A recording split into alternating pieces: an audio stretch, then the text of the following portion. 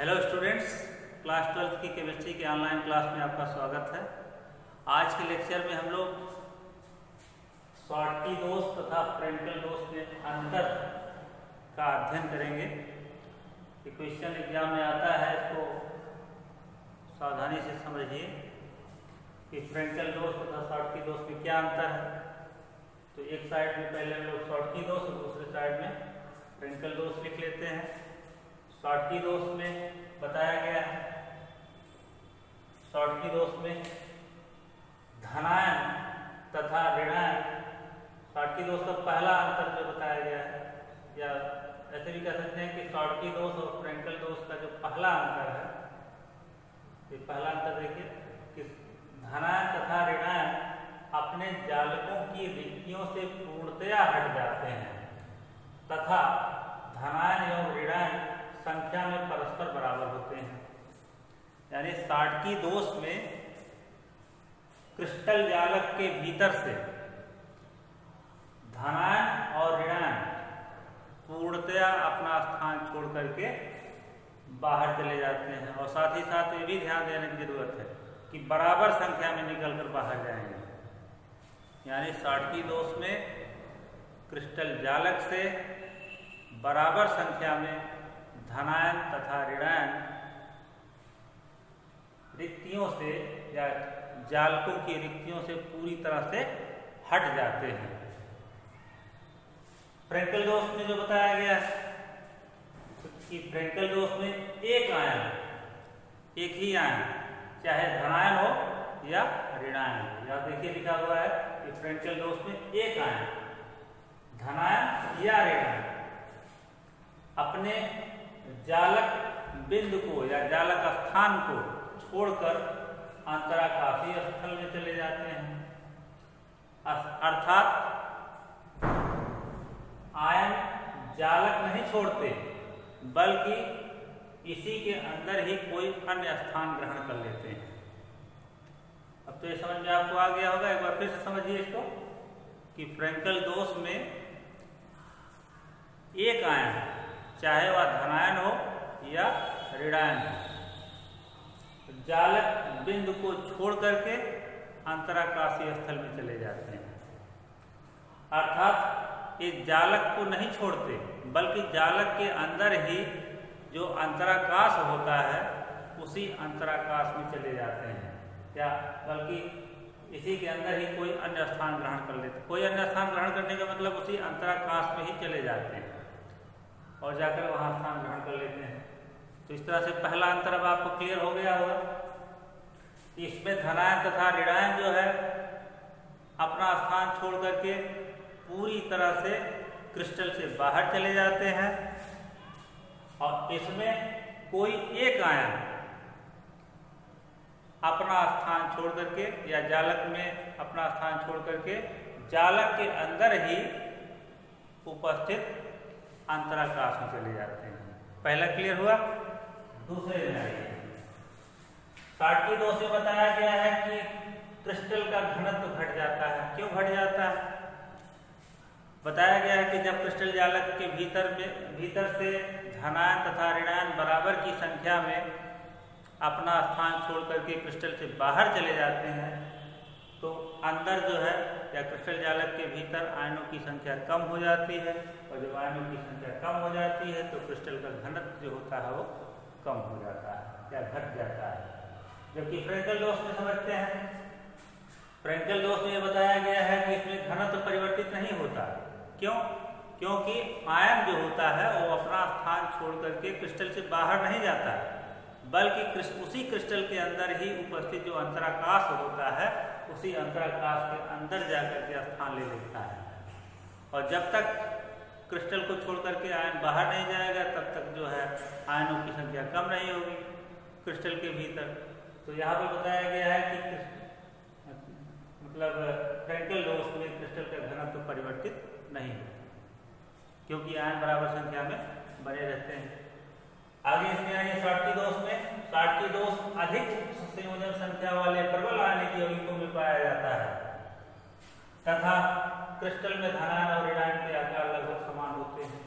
अभी शॉर्टकी दोष पिछले लेक्चर में हम लोगों ने जब शॉटकी दोष पढ़ा था तो उसमें हमने बताया था आपको कि ऐसे आयनिक यौगिक जिनकी उपसंयोजन संख्या उच्च होती है तथा जिनमें उपस्थित धनायनों तथा ऋणायनों के आकार जो है वो लगभग समान होते हैं, ऐसे आयनिक यौगिक जो है वो शॉटकी दोष प्रदर्शित करते हैं।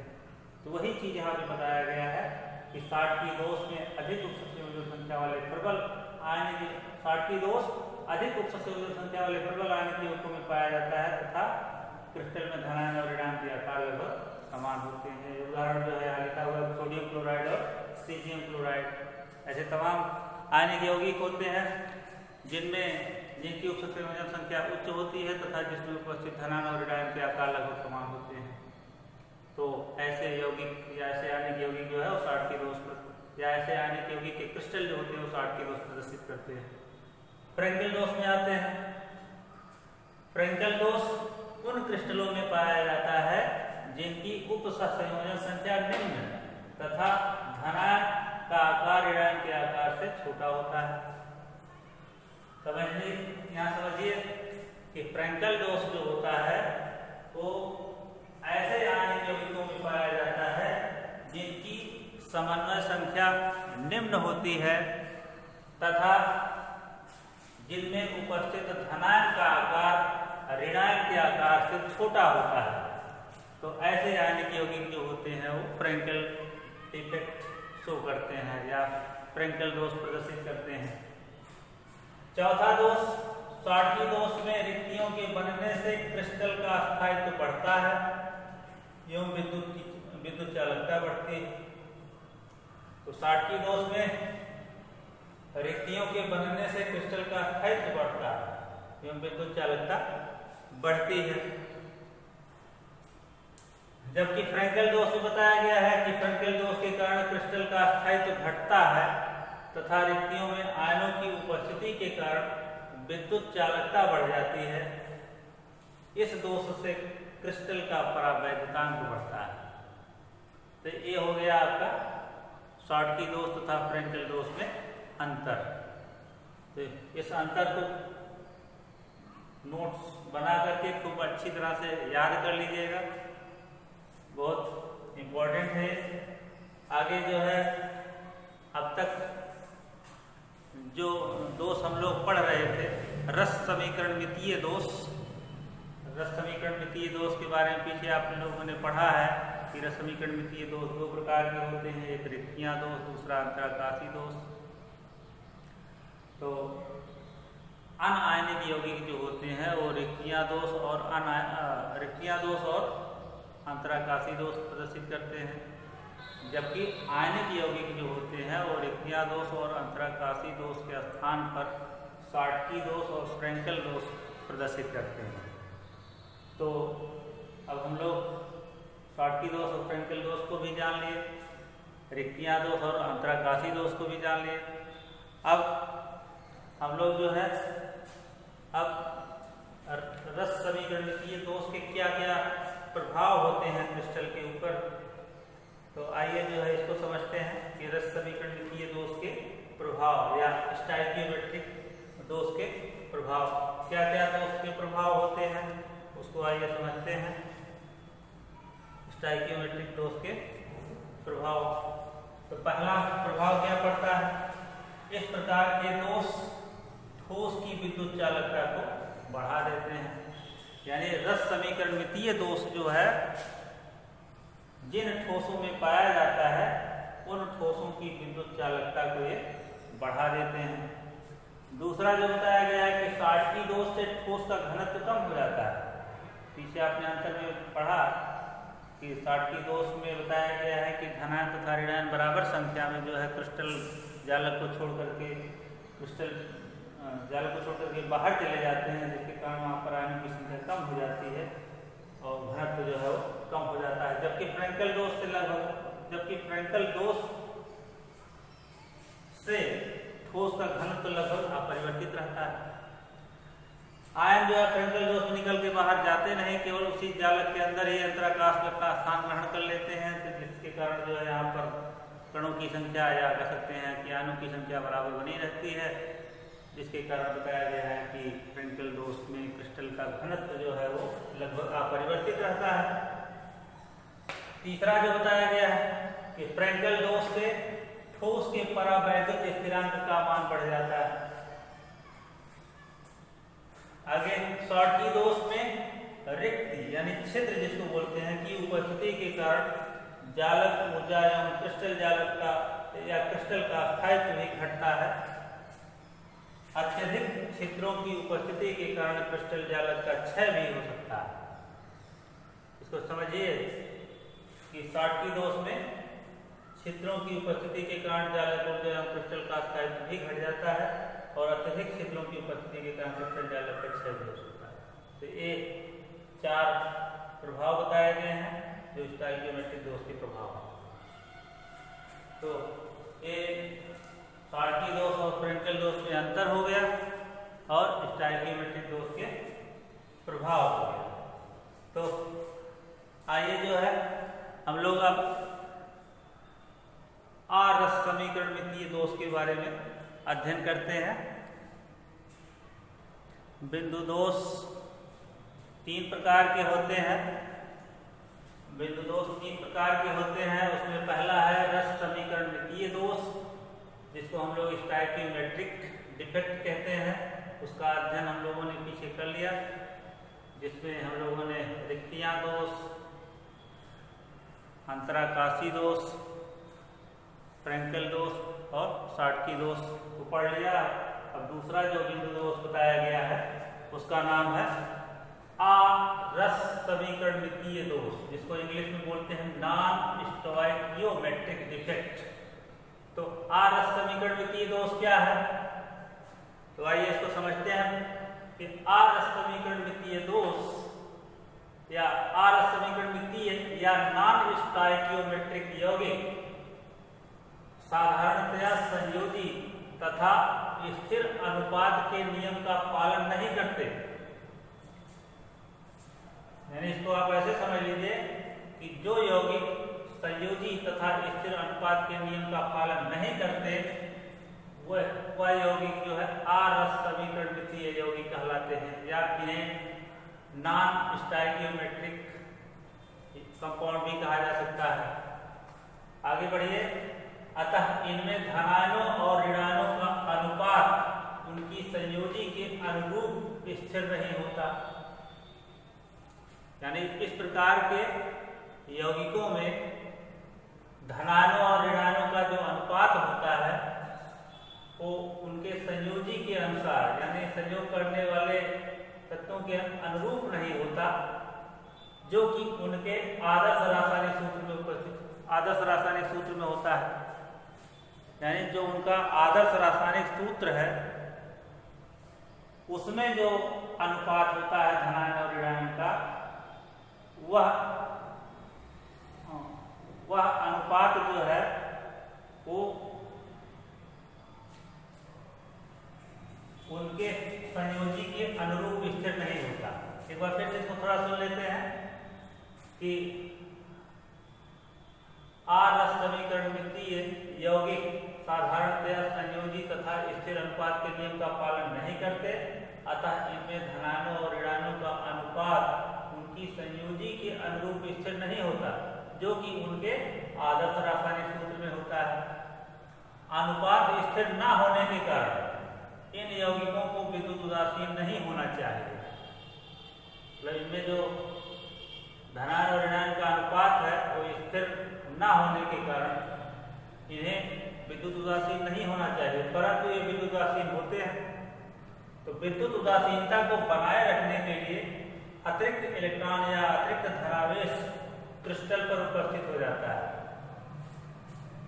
यानी इस प्रकार के यौगिक जो है वो विद्युत उदासीनता को बनाए रखने के लिए अतिरिक्त इलेक्ट्रॉन, इस प्रकार के यौगिकों में विद्युत उदासीनता को बनाए रखने के लिए अतिरिक्त इलेक्ट्रॉन या अतिरिक्त धनावेश क्रिस्टल पर आ जाता है, जिससे क्रिस्टल जालक की जो संरचना होती है वो अनियमित हो जाती है तथा जालक में त्रुटि या दोष उत्पन्न हो जाता है।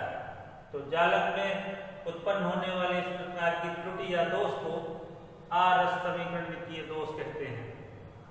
अधिकतर धात्विक संक्रमण तत्व, यानी अधिकतर जो संक्रमण धात्विक तत्व होते हैं जो विभिन्न ऑक्सीकरण अवस्थाओं में धनायन बनाते हैं, अर्थात परिवर्ती ऑक्सीकरण संख्या प्रदर्शित करते हैं, परिवर्ती ऑक्सीकरण अवस्था प्रदर्शित करते हैं, आरस समीकरण द्वितीय यौगिक बनाते हैं। अब यहाँ पर जाके आपको क्लियर हो गया होगा कि आरस समीकरण द्वितीय यौगिक कौन बनाते हैं, तो संक्रमण तत्व बनाते हैं।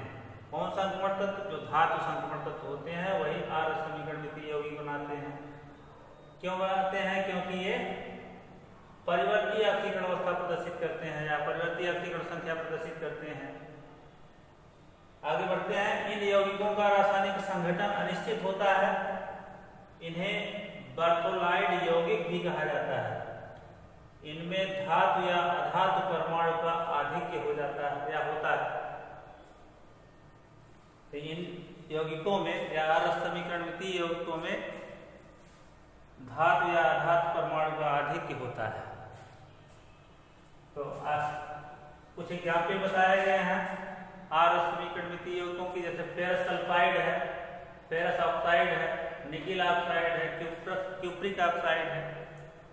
तो आयरन ऑक्साइड यानी फेरस ऑक्साइड, इसको तरह समझिए कि यहाँ पर आयरन की वैलेंसी तो बताई गई है। तो आयरन सेकेंड ऑक्साइड चाहे फेरस ऑक्साइड का रासायनिक संगठन स्थिर ना होकर, यानी इसका रासायनिक संगठन स्थिर ना होकर Fe 0.84 से 0.94 तक बढ़ता है। यानी इसमें आयरन जो है वो 0.84 से लेकर 0.94 तक हो सकता है। तो यहाँ पर देख रहे होंगे कि मतलब अनुपात स्थिर नहीं है, अनुपात स्थिर नहीं होता। देखिए यानी कभी मतलब ये 0.84 से लेके 0.94 के बीच में कहीं पर भी हो सकता है आयरन। तो धनायन हो जाएगा 0.84 से 0.94 के बीच में से कहीं पर भी, और ऋणायन निश्चित हो गए। तो अनुपात जो है स्थिर कहाँ रह गया। तो इसी प्रकार आयरन सेकेंड सल्फाइड का रासायनिक संगठन कभी कभी FeS ना होकर आयरन 0.88 से लेके 1.0 तक अब आगे फिर यस होता है। यानी यहाँ पर आयरन का जो रेशियो है वो 0.88 से लेके 1 तक हो सकता है, और आयरन जो और सल्फर जो है निश्चित है। तो कुछ संक्रमण धातुओं के यौगिकों का रासायनिक संगठन निम्न प्रकार होता है। टाइटेनियम ऑक्साइड का, टाइटेनियम ऑक्साइड में टाइटेनियम जो है 1.0 से लेकर यहाँ देखिए अधातु यानी ऑक्सीजन का जो अनुपात है वो स्थिर नहीं है। तो 0.69 से लेके 1.33 तक हो सकता है। ऐसे वेनेडियम ऑक्साइड का में वेनेडियम तो 1.0 फिक्स है, लेकिन यहाँ ऑक्सीजन जो है 1.35 से लेकर 1.55 तक हो सकता है। तो इस प्रकार अनेक संक्रमण धात्विक तत्व जो होते हैं वो नॉन स्टाइकियोमेट्रिक कंपाउंड बनाते हैं। इसमें धनायन और ऋणायन का जो अनुपात होता है वो उनके संयोजी के अनुरूप स्थिर नहीं होता। एक बार फिर से इसको थोड़ा समझ लेते हैं, फिर आगे बढ़ते हैं कि आरस समीकरण में यौगिक साधारणतया संयोजी तथा स्थिर अनुपात के नियम का पालन नहीं करते, अतः इनमें धनायनों और ऋणायनों का अनुपात उनकी संयोजी के अनुरूप स्थिर नहीं होता, जो कि उनके आदर्श रासायनिक सूत्र में होता है। यानी आदर्श रासायनिक सूत्र, और यहाँ देखिए आदर्श रासायनिक सूत्र में होता है अनुपात स्थिर न होने के कारण इन यौगिकों को विद्युत उदासीन नहीं होना चाहिए, परंतु ये विद्युत उदासीन होते हैं।